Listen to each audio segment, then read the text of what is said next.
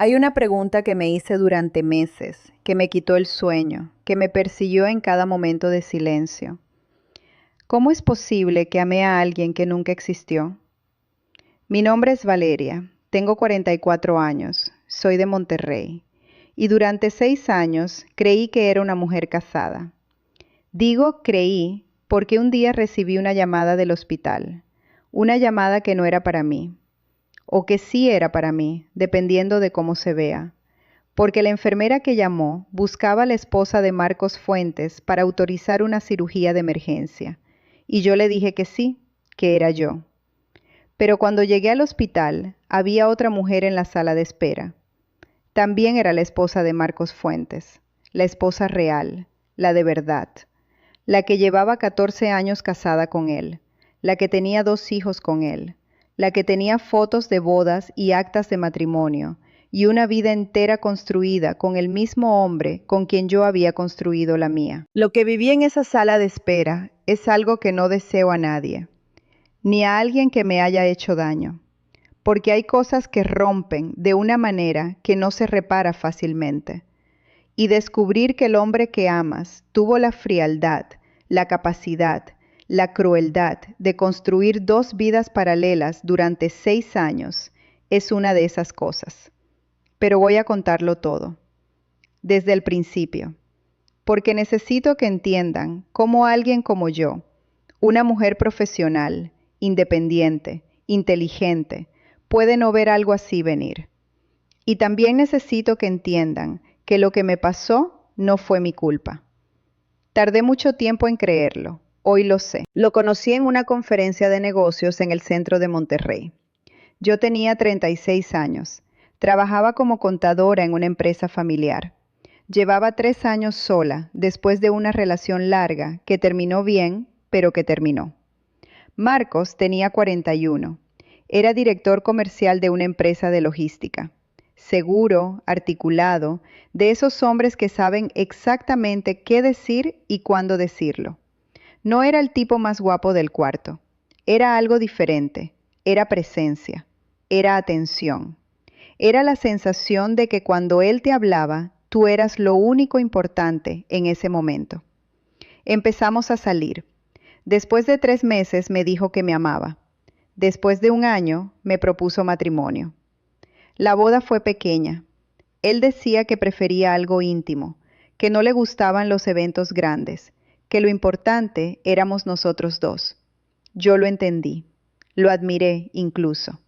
Me parecía maduro, sin necesidad de aparentar. Hoy sé que la boda fue pequeña porque no podía arriesgarse a que alguien lo reconociera. Vivíamos juntos en un departamento en San Pedro. Él viajaba mucho por trabajo, Guadalajara, Ciudad de México, a veces Monterrey mismo, pero en zonas donde yo no iba. Llegaba los jueves o viernes. Los fines de semana eran nuestros. Construimos una rutina, una vida, algo que yo sentía completamente real. Hubo señales. Siempre hay señales. El teléfono siempre boca abajo en la mesa. Nunca me presentó a su familia.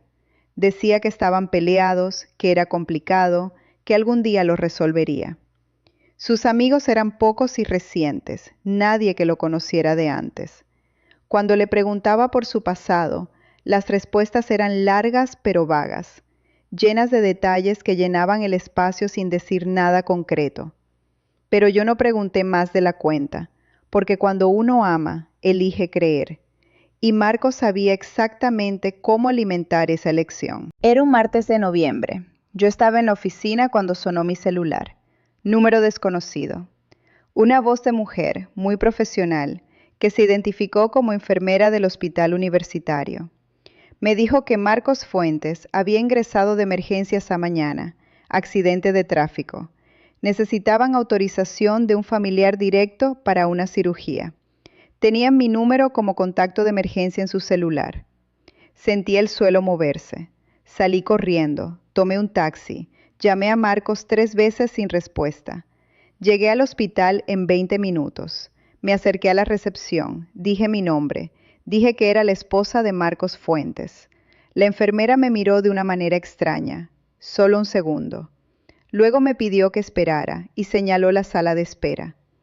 Había una mujer sentada sola, con las manos juntas sobre las rodillas, mirando el piso. Tendría unos 45 años, pelo oscuro recogido, ropa sencilla, cara de quien lleva horas esperando y tiene miedo. Me senté en el otro extremo de la sala. Pasaron unos minutos. Salió la misma enfermera y nos miró a las dos. Nos miró a las dos. Y en ese momento, sin que nadie dijera nada todavía, yo supe. No sé cómo explicarlo. No fue un pensamiento racional. Fue algo más profundo, más físico. Como cuando el cuerpo entiende antes que la mente. La enfermera carraspeó y dijo: ¿Cuál de ustedes es la esposa de Marcos Fuentes? Las dos levantamos la vista al mismo tiempo y nos miramos. Se llamaba Sandra Elizondo de Fuentes, casada con Marcos desde hacía 14 años. 2 hijos, un niño de 11 y una niña de 8. Vivían en una colonia al norte de Monterrey, a 25 minutos de donde yo vivía con él. 25 minutos. 6 años de matrimonio paralelo a 25 minutos de distancia. Nos sentamos en una pequeña sala que una trabajadora social nos consiguió. No recuerdo bien cómo llegamos ahí. Recuerdo que alguien nos trajo agua. Recuerdo que las manos me temblaban y que me concentré en la taza de plástico para no caer. Sandra habló primero. Me contó su historia con una calma que yo no entendí en ese momento y que hoy, años después, entiendo perfectamente.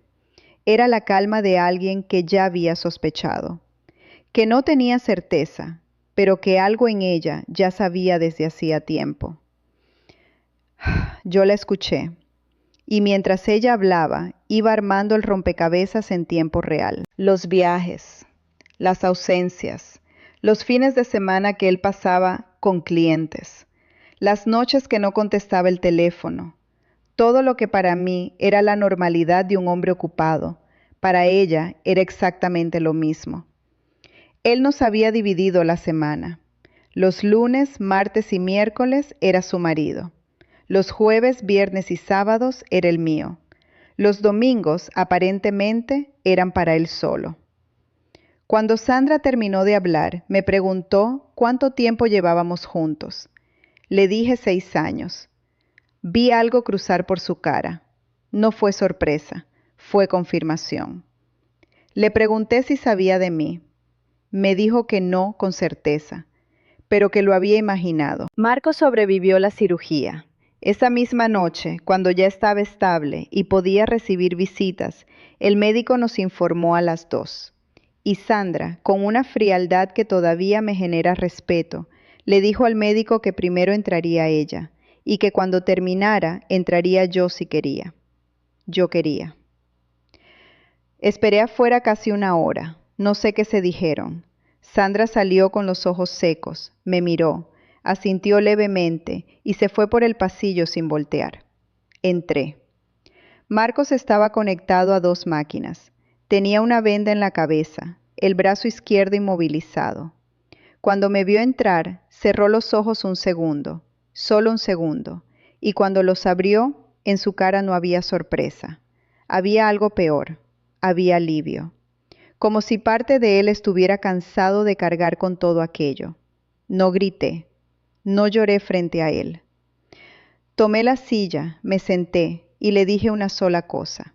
Necesito que me expliques quién soy yo para ti. Me habló durante 40 minutos. Me dijo que me amaba, que lo nuestro era real, que con Sandra hacía años que solo existía una relación de forma, que los niños eran su única razón para no haberse ido antes.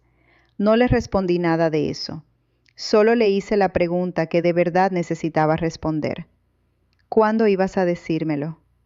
Se quedó en silencio, y ese silencio me dio la única respuesta verdadera que recibí en toda esa conversación.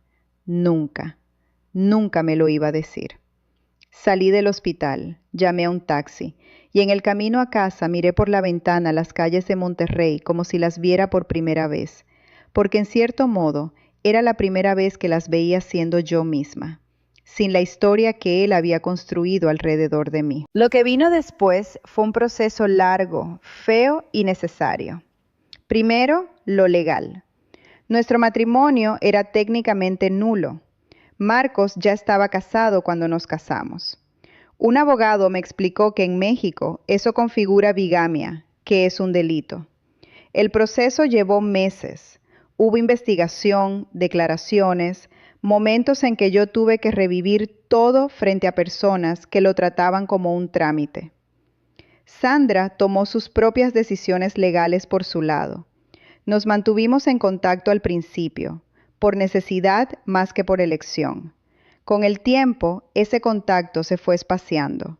No somos amigas, nunca lo seremos, pero le tengo un respeto profundo.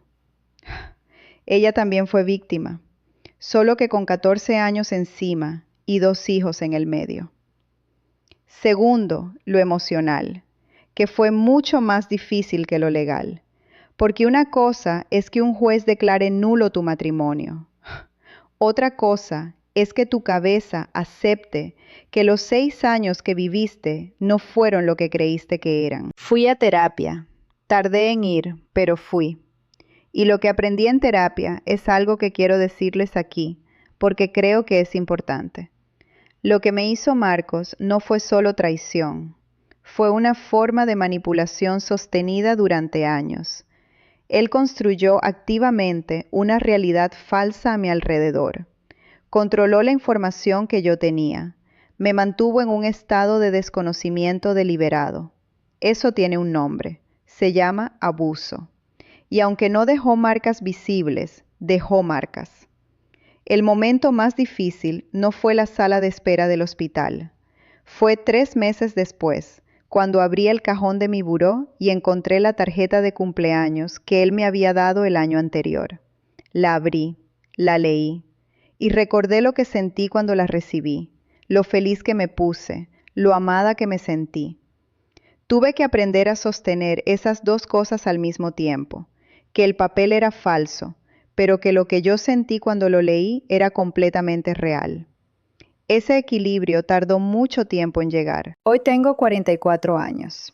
Vivo sola, en un departamento más pequeño que el que compartía con Marcos, y es el lugar donde más he sido yo misma en toda mi vida.